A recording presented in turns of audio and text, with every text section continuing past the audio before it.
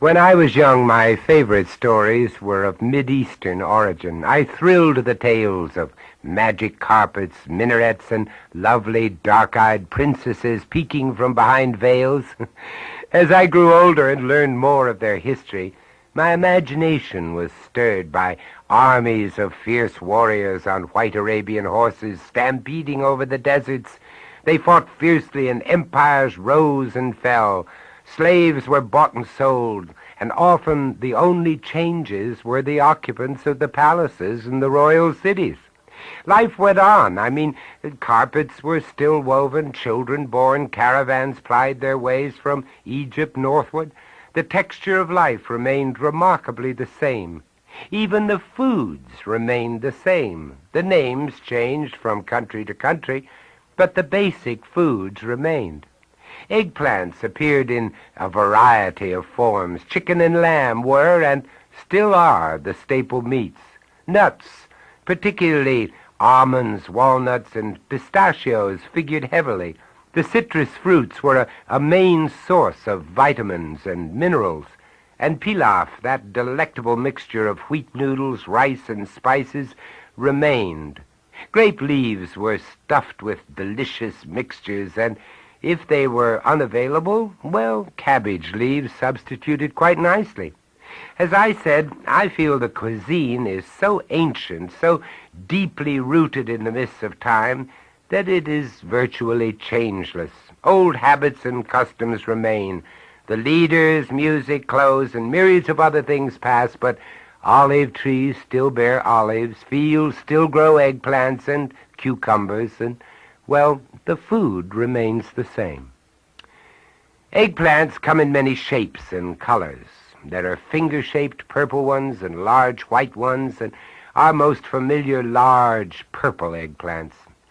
An eggplant should feel heavy for its size and be a beautiful deep shade of purple and very shiny.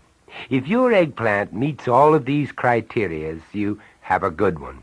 Now, most people fall into one of two categories. They either think of eggplant as a main course, or the others prefer not to think of eggplant at all. Well, shame on you.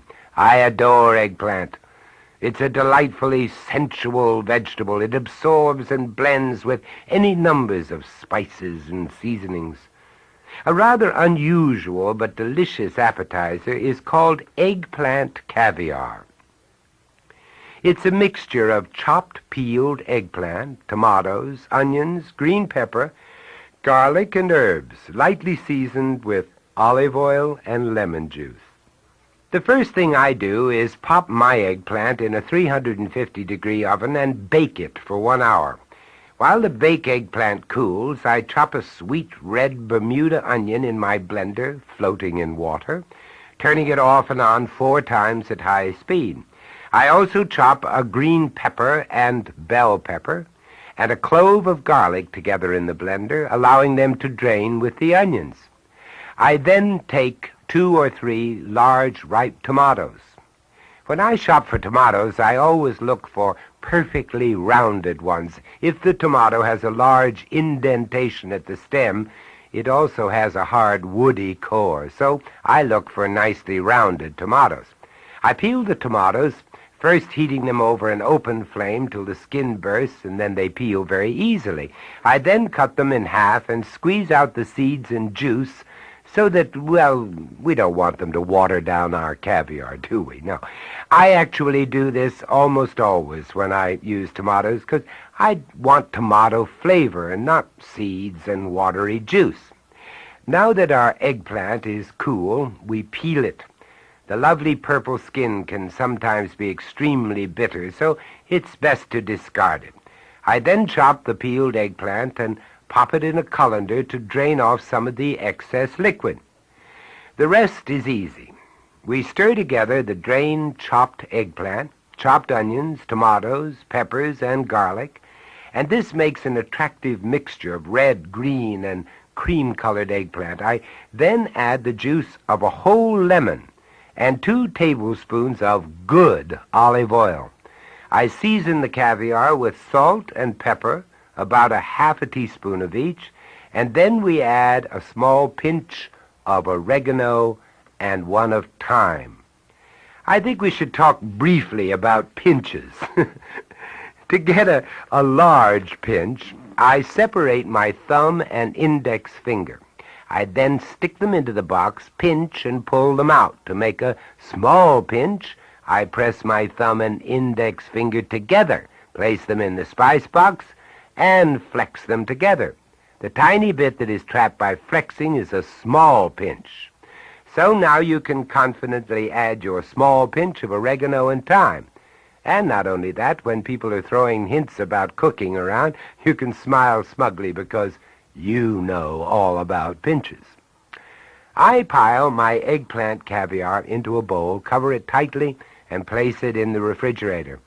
The flavor should be allowed to blend for several hours before serving time. I let it warm slightly before I serve it because it's much more flavorful when it's not icy cold. Now, I'm sure you're wondering, how on earth do I serve this? Well, think of it as a dip. I like to serve it with pita bread. You know, that flat bread, envelope bread they sometimes call it. They're available in almost any supermarket today. It's also excellent with rye crackers. I generally pile the eggplant caviar on a pile of shredded lettuce and surround it with cucumbers and tomato slices. This way my guests can make a little sandwich if they want to. I always set out a small shallow dish of oregano and another one of thyme so that my guests can add pinches of their own, big pinches or little pinches. Most people can't resist the thought of playing with spices, so let them enjoy it. This is a lovely prelude to any meal, and I think it's especially nice with a dry white wine or a rosé. It also holds up quite nicely with beer, so enjoy it before any meal. You know, for some reason or other, this dish, as many of the desert foods, is particularly suited to hot weather. It somehow tastes cool and refreshing. I love it, and so do my guests. Salads can often be the same, so I like to serve something different if at all possible. I like dishes where everyone somehow gets to participate. A fondue somehow makes a party. It creates a mood of intimacy and draws the guests together. This is the whole idea behind entertaining, as far as I'm concerned, creating a meeting of persons that uplifts us all from our daily routine. Anything that helps create this mood is on our side. So I devised a salad using traditional Mideastern foods, but presenting them in an unusual way. I just prowl the produce section of my supermarket. I choose several fresh fruits. First, a cantaloupe. They should be heavy and the skin well nettled. And most important, I sniff the stem end, and one should smell the overpowering perfume of cantaloupe. Then large strawberries, if they are in season. If you can find the huge ones with their stems attached, expensive, yes, but worth every penny of it, perhaps then a fresh pineapple. And most definitely bananas and cucumbers. Yes, my friend, cucumbers. Cucumbers are a fruit, and they combine delightfully with any other fruit. I prepare the fruits by cutting them all into bite-sized chunks, except, of course, for the strawberries. The bananas should be tossed with lemon juice so that they stay white. I always peel and seed the cucumbers because they are much more delicate that way. I then arrange the fruit on my nicest crystal platter, and I refrigerate it, tightly covered. I then make a dressing. I let 4 ounces of cream cheese reach room temperature, and then I whip it until it's light and fluffy. I then stir in 8 ounces of plain yogurt, 6 tablespoons full of honey, and a little tip of vanilla, plus a small pinch of cinnamon and another small pinch of clove. I cover this, and I refrigerate it too. Now I take 3 tablespoons of sesame seeds, and I mix them with 2 tablespoons of melted butter, and I toast them in the oven, scattered on a pie plate, until they are golden brown. This takes about 10 or 12 minutes. When I serve the salad, I place the crystal platter of fruit in the center of the table. I sprinkle the fruit with toasted sesame seeds, and then I give everyone a skewer and a small bowl of dressing. I also have bowls of chopped pistachio nuts, chopped almonds on the table. Everyone then stabs his choice of fruit and dips it in the dressing and then sprinkles it with the nuts. My favorite wine with this is, kind of classy, chilled champagne. It somehow brings the party to heights unreached by regular wines. I adore poultry.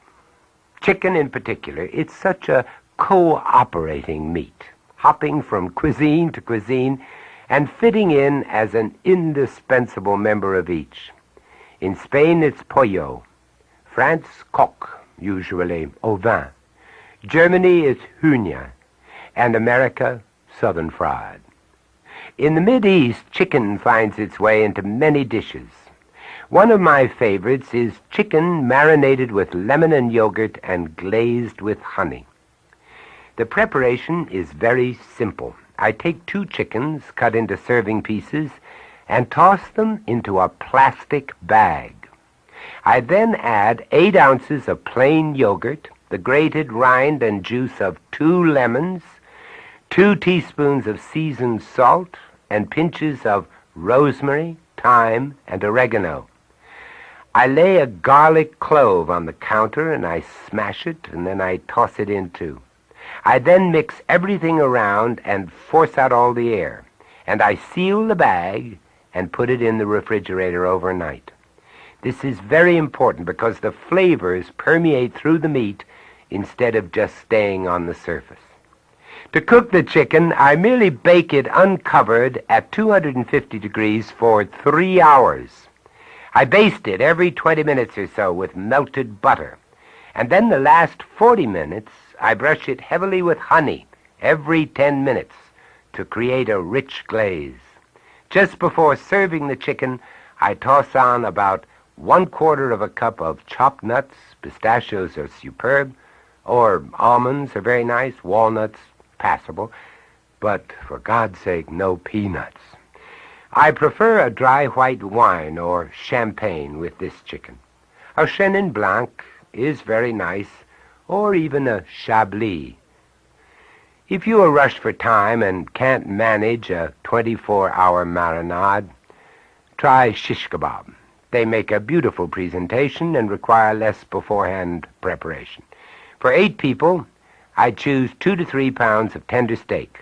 I cut it into 1-inch cubes myself, and then I toss it in a bowl with a 1/2 cup of wine or beer, a minced clove of garlic, and 2 tablespoons full of meat tenderizer.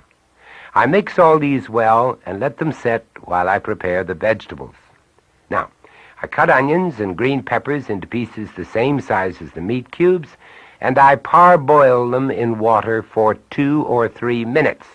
I then drain them and thread them on the skewers with the meat. I add mushrooms and cherry tomatoes too. Have the charcoal ready, or if you must, the broiler preheated. I then cook these for about 6 to 8 minutes, turning them often, basting them with a melted butter until they are done. I like mine on the rare side. Now, the flavor of the onions and the bell peppers permeate the meat, and the tenderizer seals it and keeps it juicy. When I serve these, I always flame them at the table. I just warm 3 to 5 tablespoons full of brandy in a tiny silver saucepan. Then I light a long-stemmed match and pour the brandy near the flame, igniting it.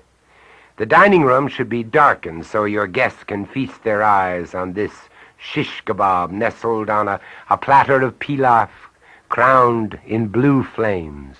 A heavenly zinfandel complements the shish kebabs. Its raspberry and forest overtones play rhapsodies with the meat and the rice. Doesn't that sound good? Pilaf is a wondrous Mideastern delight. It can be flavored with different broths and garnished with any numbers of nuts or fruits or vegetables. It goes beautifully with the yogurt chicken, and it makes a lovely base for the shish kebab. I like to let my pilafs bake because one less thing happening on the top of the stove before a dinner party is on heaven's side. So I first chop an onion and a garlic clove in the blender. I then melt a cube of butter in a heavy pot with a lid and brown a cup and a half of converted rice and 1/4 of a cup of finely broken up spaghetti or vermicelli in it. When the rice and noodles are delicately browned, and you must stir constantly, blend in the onion and garlic, which have, of course, been drained. I then add 3 1/4 cups of boiling liquid, chicken stock, beef stock, canned or fine, or perhaps wine or beer, or in a real pinch, water. Bring everything to a boil, pop the lid on, and stick it into a 350-degree oven for an hour. When it is done, garnish it with raisins or currants or chopped nuts. This is an exciting dish because it elevates the rice with the flavored liquids and garnishes. It's really quite nice enough to eat by itself, but it does complement most meats extraordinarily well. Try it with a roast or a steak some night. Divine. Mideastern pastries are a divine concoction of phyllo pastry, honey, and nuts. They are all even more complex than I wish to tackle. So for dessert, I would advise you looking up a Mideastern bakery in the phone book and buy your dessert there. I would recommend baklava as a starter and then ask the baker's advice. Please don't even think about the calories because they are astronomical. The coffee, however, can be made at home. Now, I usually brew a pot with double the amount of coffee I would use just ordinarily, and then I serve it in a demi-tasse cup, suggesting that my guests sweeten it heavily in the Turkish style. I try then to serve a selection of liqueurs to complement the coffee. Some of the favorites are anisette or ouzo, coffee-flavored brandy, triple sec, curacao.